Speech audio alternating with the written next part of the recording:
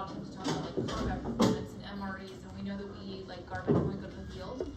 And we're Soldiers 365, right? So knowing how to take care of ourselves and how to achieve our fitness goals, our weight management goals, our even just performance goals, and also personal goals, right, matters, and how we feel our body is going to impact our ability to have focus, energy, maintain, and succeed, quite frankly.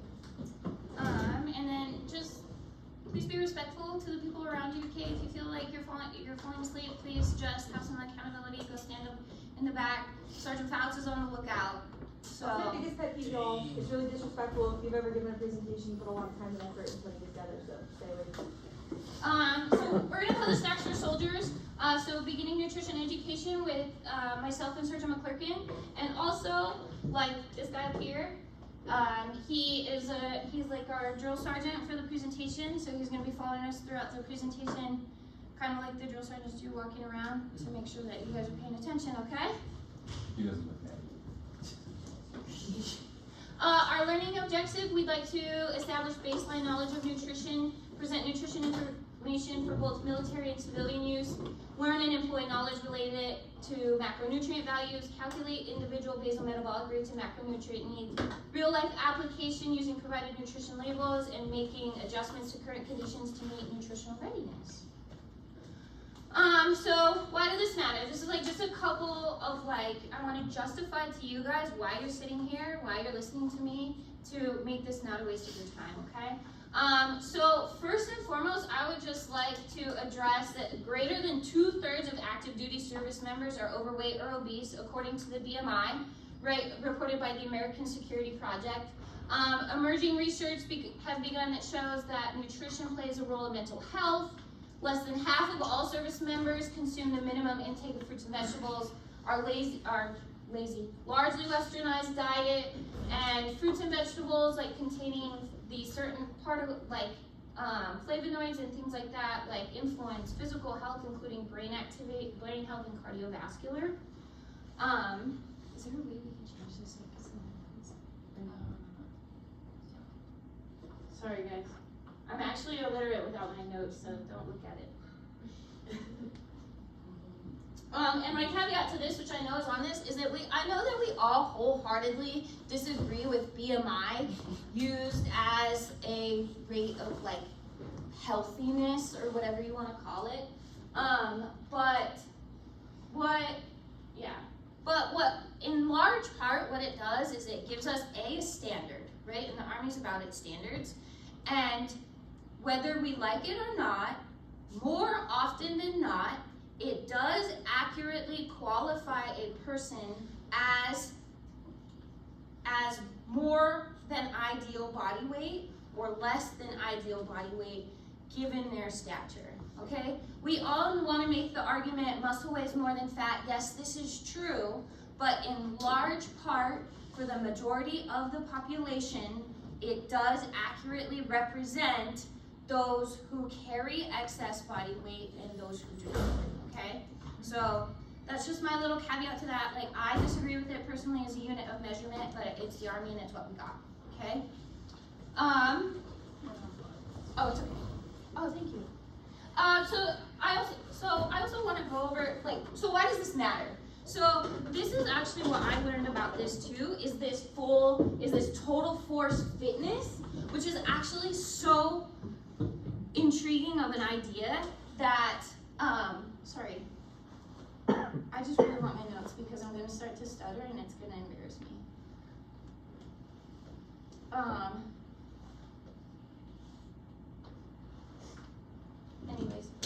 So the idea, so this is our little drill sergeant just checking up on you guys. I don't know if you can see it, but just making sure you guys are paying attention.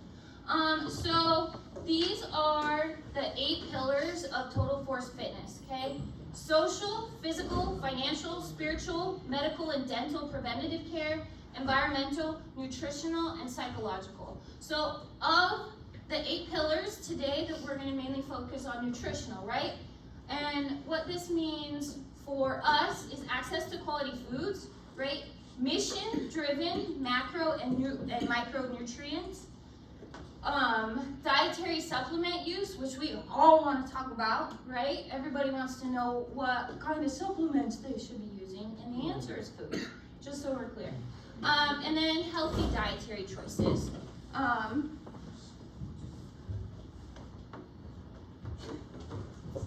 Sorry, I really just want to go over this left of bang, but I don't know how to describe it. Here's the. Hashtag left. Oh, I have it right. I know. It's fine. Okay. Okay, so I don't want to just read my notes either. Okay, but Total Force Fitness, right, is a roadmap to reach human performance optimization. They take this left of bang approach. So it acts to what left of bang aims to do is prevent something before it happens, right? Prevent an event or condition that challenges the health and performance of a service member. This contrasts to a traditional healthcare approach, which is something happens and then you seek care. What we're trying to do is along the lines of preventative care, right? Make that left of bang is aiming to avoid these types of conditions so we remain healthy instead of becoming unhealthy and then seeking care, okay? So this is, which is the right of bang, right? The right of bang is something happens and then you address it. Left of bang is addressing something before it happens. And the Total Force Fitness just provides the framework to address these domains to keep us operating the left of bang. So I just want to say incorporating all 8 domains is what we want for that Total Force Fitness, okay? It establishes mission readiness per your guys' contracted obligation, okay? You all signed a document that said you're gonna do these things, so like, this is how we do it, okay? So this is just like a spectrum. And I actually just like this because A, it had a lot of colors in it, and B, it was easy to follow. But what we've been talking about too a lot of times, right, is our metals, right? So can we meet that MET standard? So here we start with just a human health. Are you healthy as a living body, right? A war vital mission essential task, right, that MET. And then your unit essential, your metal, right? We talked about these in like the last 3 drills, right? So this is how nutrition falls into you guys ensuring that we meet our metals. So here, right? And so from right to left, right? Recover an individual from an internal resource to meet basic health needs, okay? All the way to exceeding the MET demand. And that's the idea that we're looking at when we look on this health performance spectrum to be able to accomplish our mission readiness. And then again, like really emphasizes that left of bang approach. We want to be here all the time, okay? Because that means that we're taking steps to actively avoid feeling like shit. And it had colors again. So what is nutritional readiness? It's the ability to recognize, select, and consume the requisite food and drink to meet physical and non-physical demands of any duty or combat. Any duty is us, right?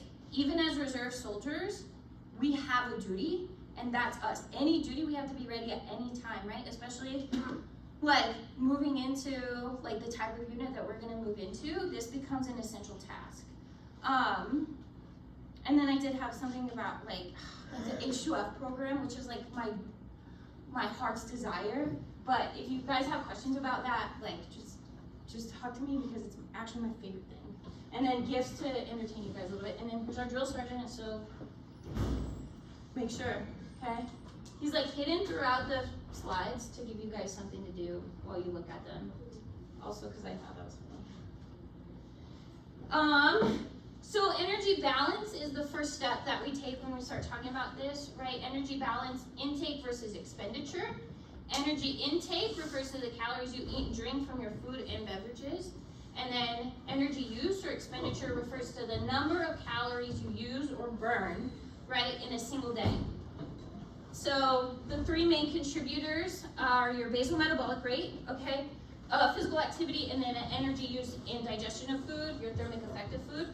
So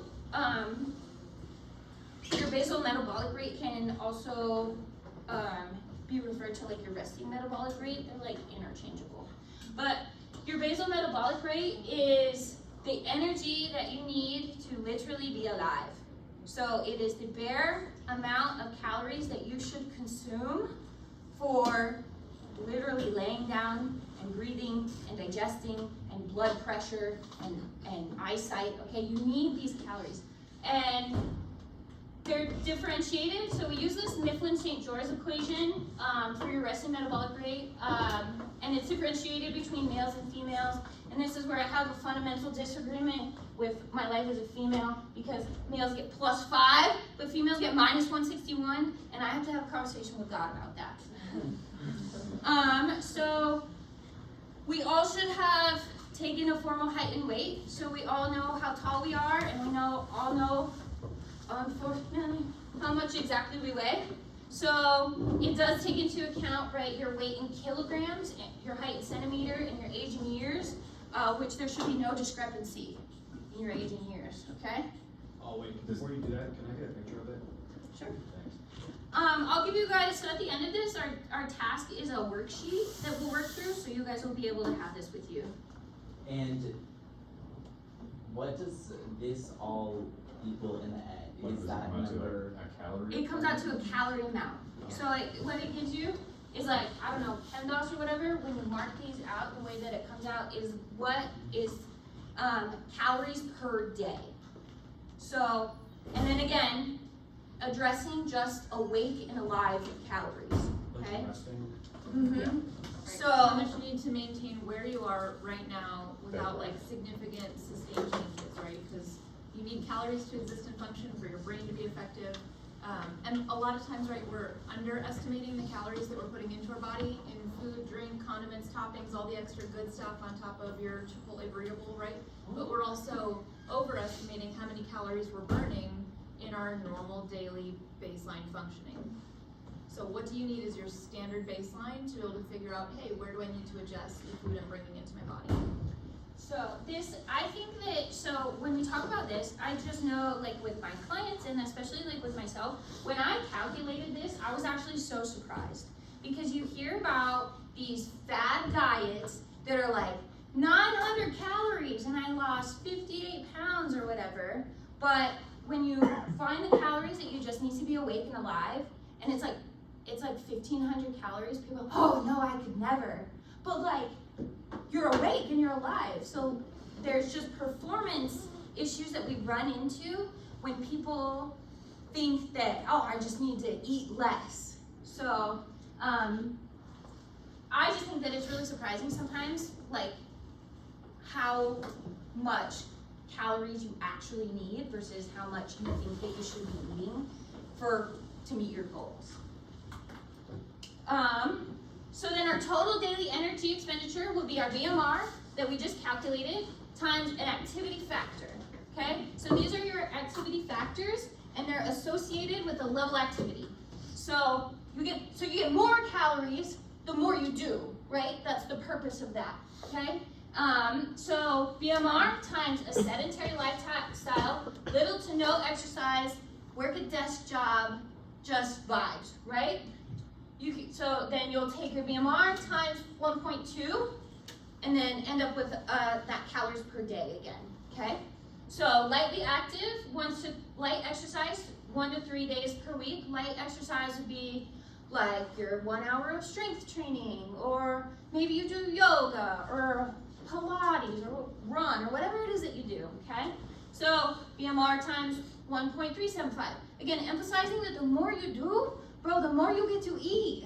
So like, I'm never gonna advocate for you guys to eat less. I'm gonna advocate for you guys to just do more, because then you can multiply by more and you get more calories, and who doesn't want to eat more food, okay? Moderately active, moderate exercise, 3 to 5 days a week, 1.55. Very active, heavy exercise 6 to 7 days per week, 1.725. Extremely active, strenuous training, 2 a days, 1.9. I will say that this is like elite athlete level.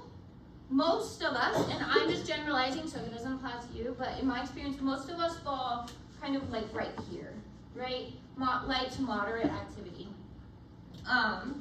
So I'll pull this up again when we do our thing, but like just kind of get an idea of what your number would be based on your activity, okay? So when you multiply, just as like a math caveat, like if you get a number that's astronomical, like you're not gonna eat 55,000 calories a day, okay? But you're also not gonna eat 7 calories a day. So if your number is like entirely unprecedented, you just have to check your math, okay? Because there's a lot of math involved, and I do my best to like, so if it just looks bad, we'll just redo our math. So what do we do with them, right? What do we do with these calories that we now realize that we have to consume for our health? Well, we want to optimize them. And how do we do this? We do it with our macronutrients. And this is Garfield. He's my favorite. So again, gifts to keep you guys engaged. And then this is, I just also want to emphasize just really fast, like, we eat for performance, okay? And whatever your performance goals are, whether you feel like, I don't want any of you to feel this way, but whether you feel like you could weigh, like if you readjusted your body fat composition, one way or the other to help you perform better, that's what we're doing. We are not eating to lose weight. We're not doing that, okay? We're not eating to be skinny. We're not eating because we want to get, you know what I mean? We're eating for performance. And stop it. And our performance goals are different. So I would just like you guys to reframe your way of thinking when we talk about this, because I know that eating can be a really tender subject, okay? So we're eating for performance. You guys are all what we consider in my world tactical athletes, okay? So you're all athletes. This applies to all of you. Protein. Okay, protein is your, I don't want to say most essential because they're all essential, but protein is your most caveated, most essential macronutrient, okay? So protein, there's many different functions, right? Contraction of muscle, formation of muscle, hair, nail, skin, and other tissues. And I know all of us need muscle, hair, skin, nails, and other tissues, okay? So I think about. I don't know about other tissues though.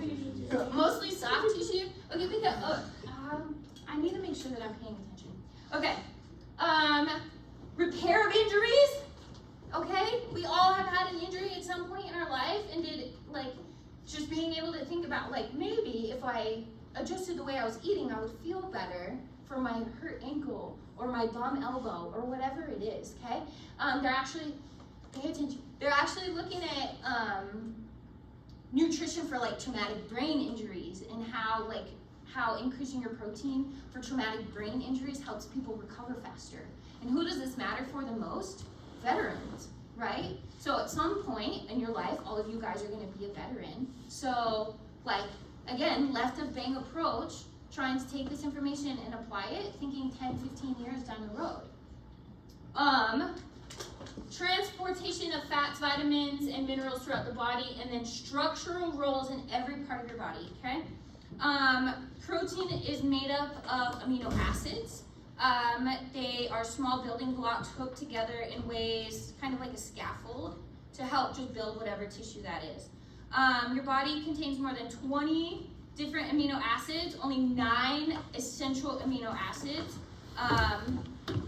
These are histidine, isoleucine, leucine, lysine, which is different, methylamine, I'm going to struggle to say this one, phenylalanine, threonine, tryptophan, and valine, okay?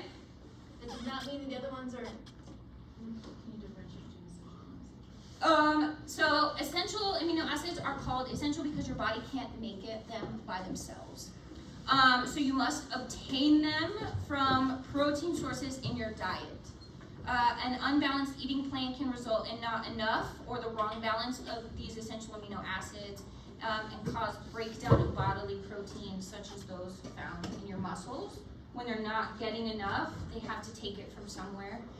This is really essential for cardiac function, right? Your heart is a muscle, so like imagine not being able to support cardiac muscle tissue. That'd be crazy.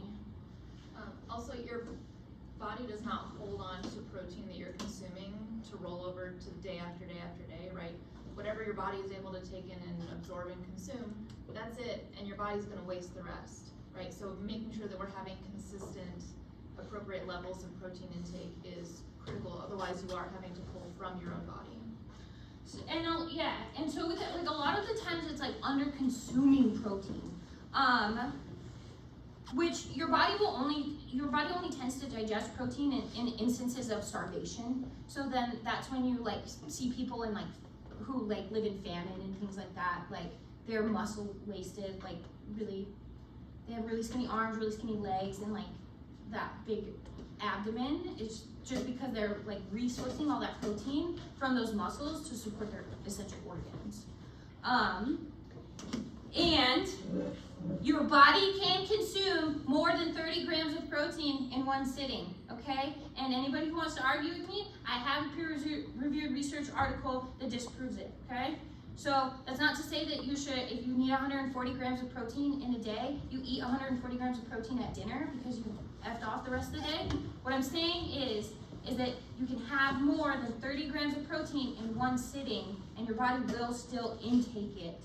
That makes sense to everybody? What's the argument behind only 30 grams of 1 meal? If you consume more than 30 grams at one time, your body wastes the rest of it.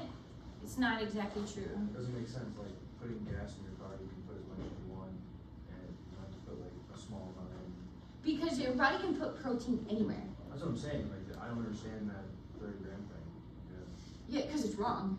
Yeah. It's just something that supplement companies put out there so you would put one scoop in and Yeah. so yeah.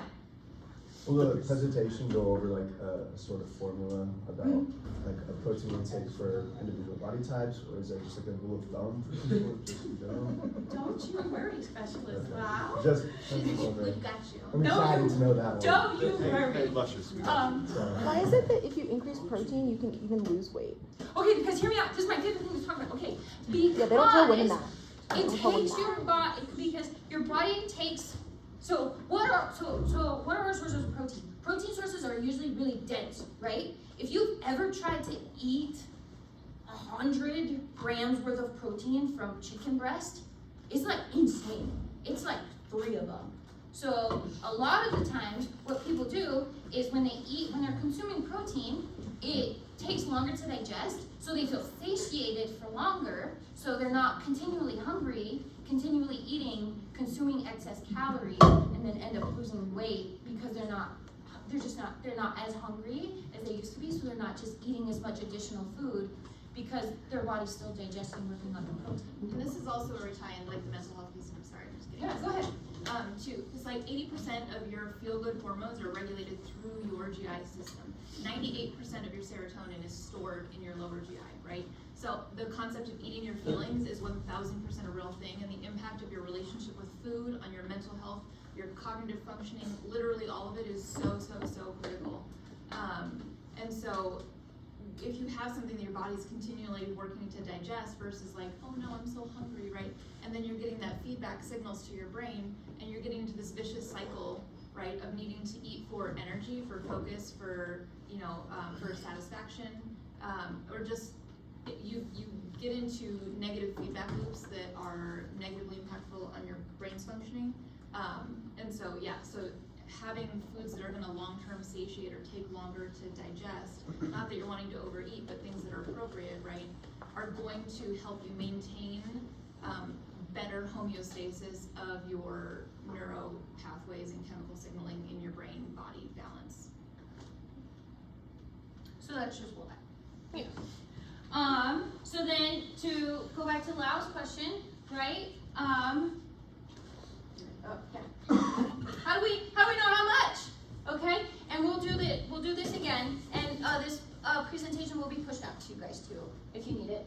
And remember, this is me, just remind you, we're feeling for performance, okay? Performance, whatever that means to you, please just reframe your mind work to think about that. We're feeling for performance, okay? So in general, protein needs range from 0.8 to 1.6 grams per kilogram a day. But, okay, consuming protein at a higher end of the range with intensified training, more frequent training, new training stimulus, if you're less trained, or when your energy intake or your calories are low. Reminder, again, we are training for what? Performance. Yes, performance, okay? So never in my life ever at any point do I say 0.8 grams of protein is enough. I just have a fundamental disagreement with that, okay? So my rule of thumb is to just start at 1.2. 1.2 grams to 1.6 grams per kilogram of body weight per day. So how we calculate it, right? Grams, your body weight in kilograms. So how do we calculate kilograms? 2.2, okay? Times 1.2 grams per kilogram, so then these cancel each other out, and we're left with grams, okay? So then 1.6 grams, same thing, our kilograms cancel out, and we're left with our grams per day, okay? So then protein, fats, and carbohydrates are our 3 macronutrients. Protein is worth 4 calories per gram. So we take our grams that we calculated from here, times 4, our grams cancel out, leaves us with calories that we should consume. So these are 2 values that mean the same thing. Your grams that we calculated here correlate to a number of calories. So then what we can do, so I'm getting ahead of myself, but then what we can do is we can calculate 2 different ways. A total of our macronutrients, a total of our grams throughout the day, or what that total of calories means from protein in the total calories per day. You guys will see this later.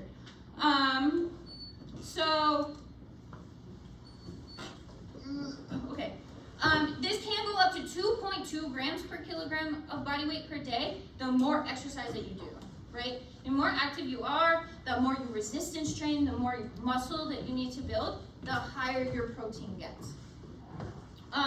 So protein needs can and should be met by whole foods instead of supplements. This is my biggest pet peeve, okay? For performance fueling, we include protein at meals and snacks throughout the day and after strenuous activities. Again, food first, please, always. Supplements are exactly that, and protein supplement is the most well-known, right? But it is just that. If you, for whatever, you just struggle, you can't physically consume the amount of protein that you need to meet your performance goals, then it's okay to supplement. But if you're just crushing mass gainer shakes to get all your protein in all day, you're gonna fart and it's gonna be disgusting, okay? And you're gonna miss out on a lot of essential other micronutrients that you need with your body that you get through protein, okay? And then in these settings, it's best to focus on getting enough high quality foods and drinks to help meet your energy needs. Eating and drinking more calories just helps your body use protein more efficiently because you need energy to continually uptake that muscle protein. Cool? So have you ever heard of the thing where you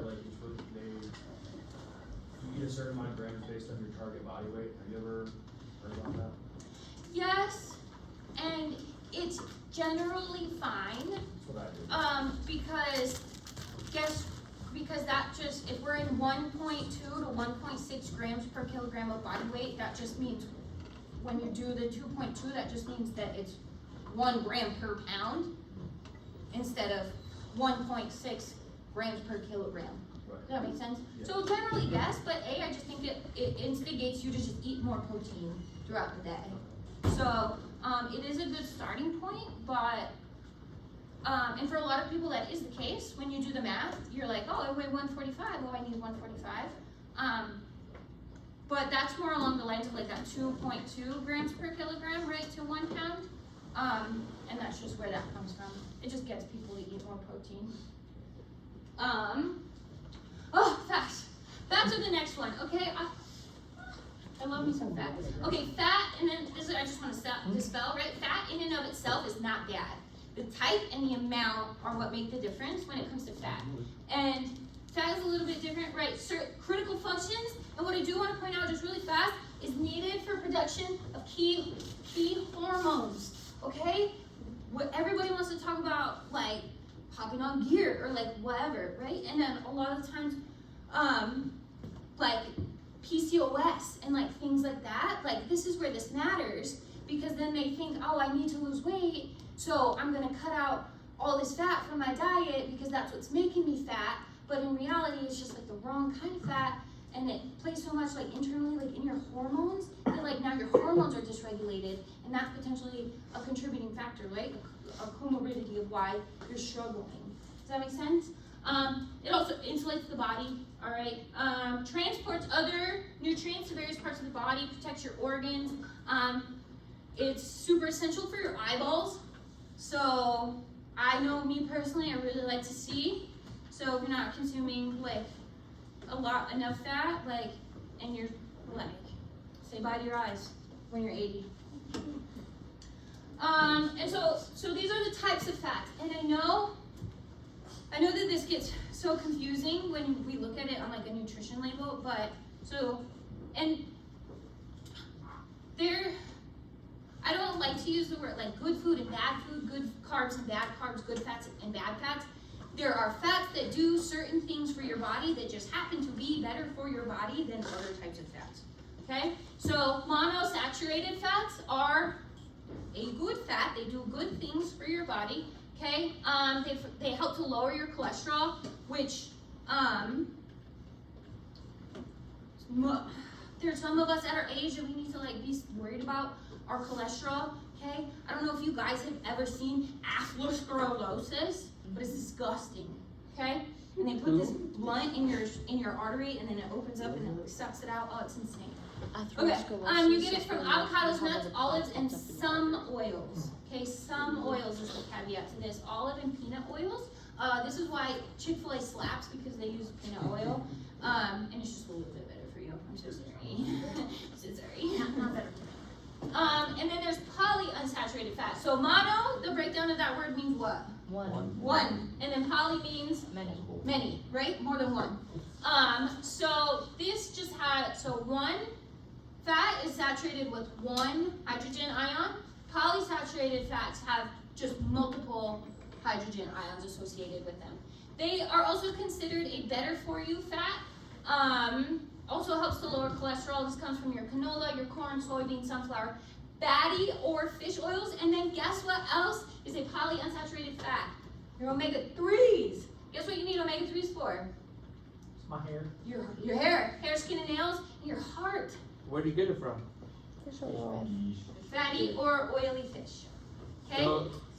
So eat a bunch of fish and you get omega-3s. You can also take a supplement. And then get the burpless ones. Saturated fats, they're not as bueno, okay? They're fine. They shouldn't be like the mainstay in your diet. They can increase these high density lipo, whatever those are, and bad cholesterol, okay? Those are kind of the same. These come from your beef, pork, poultry, full fat dairy products, eggs, tropical oils like coconut. And then again, they're just not as good for you, but if you eat them in moderation, you do get a lot of value from the micronutrients from them. Trans fats or partially hydrogenated oils are like a hard no. Like we really should not be doing that. That's all your good stuff, okay? These will, guaranteed, increase your high density lipids and your bad cholesterol. This is your margarine, shortening, fried foods, and non-dairy creamers. And just as like a caveat, I don't know, but this is why people in the South struggle a lot, and why we see rates of obesity higher in people in the South, is because they fry everything. They fry everything. And so it's just an increase of your kind of bad fats. Yeah, go back. Well, So basically, you don't wanna eat like just steak. no. Why not? Like deep fried pork. She's already discussed that, and no, why not? Go ahead, sorry, Fred. So with the canola, corn, soybean, sunflower, is that like the raw item or products Yeah. derived from? Yes. What's the raw? item? The So raw- not yeah. just things The raw- derived from. Yeah, so like when we talk, like, for cooking purposes and things like that, when you need oils for cooking purposes, we would just maybe prefer you to do like the extra virgin olive oil to like mitigate that risk versus like a sunflower or canola oil. If you're using a little bit of shortening to make a cake or something, you're not immediately gonna have automatically high blood pressure, right? Yeah. And daily, part of daily life. Sort of But daily yeah, again, over time. Is it okay if I add to the lipids and whatnot? Sure. So when you're talking about your fat intake and your lipids, your good cholesterol, your bad cholesterol, those directly transition to your cardiac risk factors and whether or not you're gonna be at risk for heart attack at the age of 40, 50, right? And what you do in your 30s directly translates to what those cardiac risk factors are gonna be as you age. So, you know, when you're talking about your good cholesterol, your VLDL, your LDL, and then your bad cholesterol, your high density Arias, lipids, stand up. and triglycerides. You wanna make sure you keep those in check and avoid those trans fats and those saturated fats so that you don't end up having to take a statin to reduce those risks later on in life and have to worry about that. Thank you. I think, no, what was next? Which category would butter go under? Butter is, Trans. butter, depending, I don't know, you get that smart balance butter. What about like real butter? Like Real- Butter saturated. Yeah, real butter is saturated. So it's like, in moderation, it's not going to do you very much harm. Yeah, no, so eggs, good question. Eggs, it's just talking about the yolk, okay? Because the egg white is only protein. The egg yolk is where you get that fat from. But I'm not demonizing egg yolks because there's a lot of stuff in there that you need. So eat your egg yolks, guys, okay? Because you need that stuff. There's a lot of micronutrients in there, vitamin K, okay? You guys need that stuff. So don't eat your egg yolks. Okay. Brandon, yeah. So fried foods are bad, but if you fry it in canola oil, does that make it good? Boom, problem solved. So the correct answer is like, it depends. In theory, it makes it less bad, yes, because of the type of fat that it is. However, if you're just like manhandling your stuff in canola oil, it's gonna defeat the purpose of that canola oil as well. Makes sense. It's like going to McDonald's and getting a Diet Coke. Those are up there as like an alternative for like if you want to cook with something. Yeah, exactly. Go this route. And Yeah. you should also be aware that like if you deep fry things, like fat is extremely calorie dense. Like I think one serving of butter is like 140 calories. So if you deep fry like Oh, this is my favorite. Okay, okay, we can go to the next one. Because to caveat that, why? Because fats are 9 calories per gram. This is why peanut butter makes me sad, okay? This is me at night after I get home from drill, and you guys have hurt my heart this whole time because you're falling asleep in my class. It just feels cracks in my heart, okay? Yeah, this is an accurate representation of what my life looks like on a Wednesday night. But this is the reason why fat matters so much is because carbs and proteins are only 4 calories per gram, but fats are 9 calories per gram. So this is why peanut butter, you do 2 tablespoons and it's 140 calories, okay? Because they are very calorie peanut dense. butter is 100. Regular butter is 140. Stop. Why do you know this? Okay. Yeah. So fat, and then, yeah, a little bit different between fat is usually just, so the way that we have to go in the sidebars. we calculate our protein, and then we calculate our fat, and then we calculate our carbohydrates, and it'll make sense in a minute. So fat is usually 20 to 35% of your daily intake. What is your daily intake? Your BMR times your activity factor is your daily intake, right? So whatever the total daily intake is that you did, that we multiplied, right, to get our calories per day. I usually just make everybody happy and put it at 30%. But say, like, Sergeant Bueller was mentioning, like, say that you do maybe have some cardiac considerations and you kind of want to work on that. You come to the lower end of the scale. But say you're struggling with hormone production, or you want to do like hormonal support, nutrition, things like that, then maybe we want to be on the higher side of it. But again, because they are so nutrient dense, or because they are so calorically dense, we cap it. We all put a cap on it. Okay, capped at 35%. So your total daily calories times 30% should give you a calorie value. But how do we get it in grams? We do reverse of what we did with protein. Calories divided by 9 calories per gram. Okay, cancels out our calories and leaves us with grams per day. Okay, so we calculated our protein in grams and calories. We've calculated our fat in grams of calories.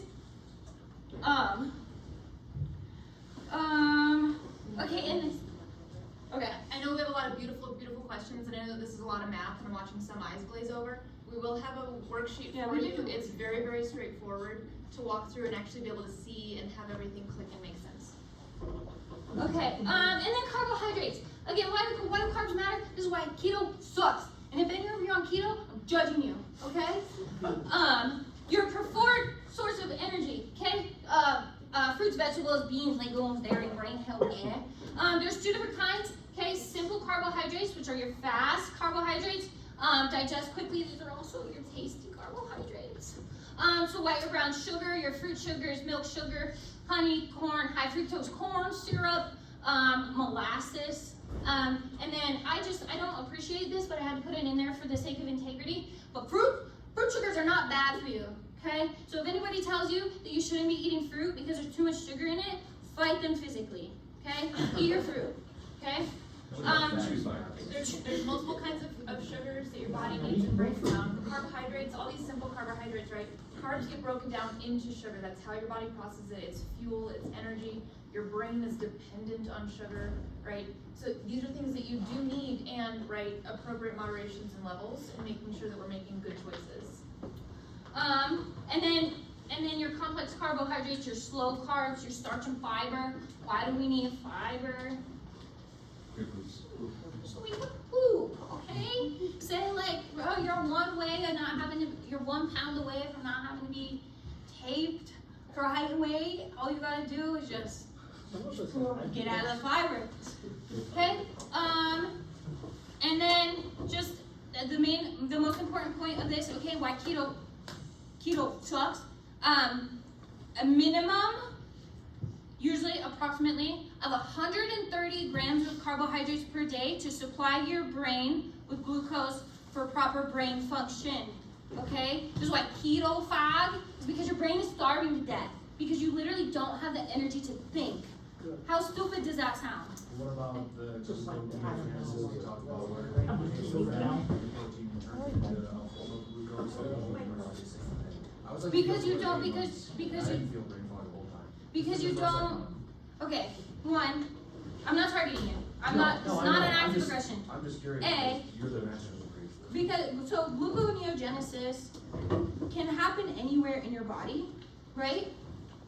And when your brain is a vital organ, and when it doesn't have enough energy to do the things that it's doing, can it deviate into alternative sources of energy?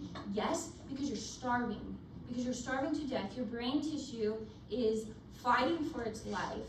So can it do it? Yes, but why are you making shit harder on yourself?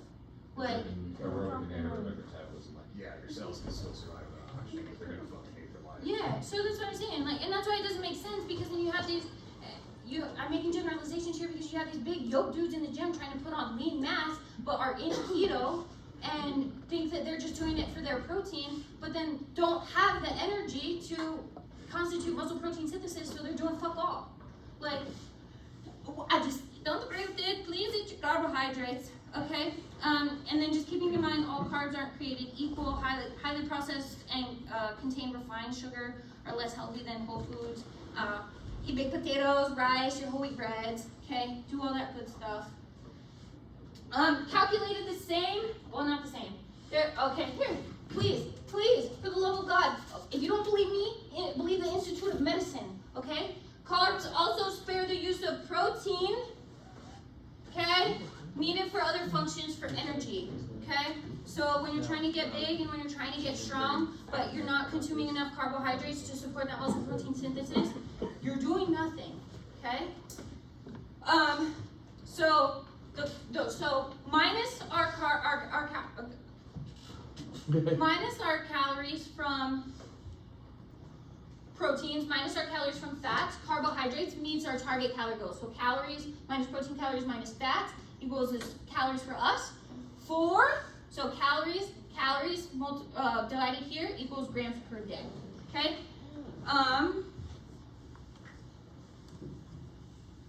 Yeah, eat your carbs. Too easy.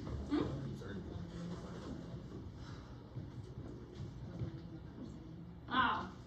Do you want to talk about it? Okay.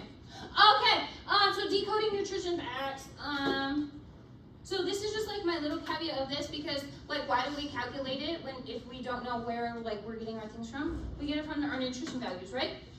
Nutrition fact labels can help you get a sense of the nutritional content of what you're eating. When shopping for groceries, read this and compare and determine which ones suit your nutritional goals. They were recently revised in 2021 because they sucked so bad before. So everybody's read a nutrition label before, right? So then when you're reading nutrition label to support like your goals with like carbohydrate or macronutrients, it gives you all you need, right? So we don't even look at this one anymore.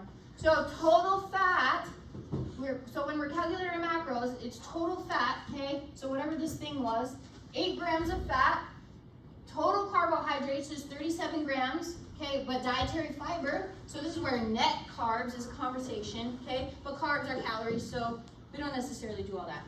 And then protein, 3 grams of protein, okay? So when we calculate our macros, and you want to eat within your macronutrient values, when you're looking at the label, all it is that simple math. I've eaten 100 grams of carbohydrates a day. I have 200 grams of carbohydrates left for the day.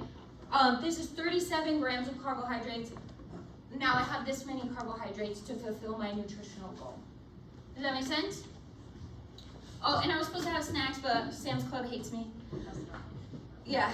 So now, like, as promised, we are going to calculate our macros, okay? So keep in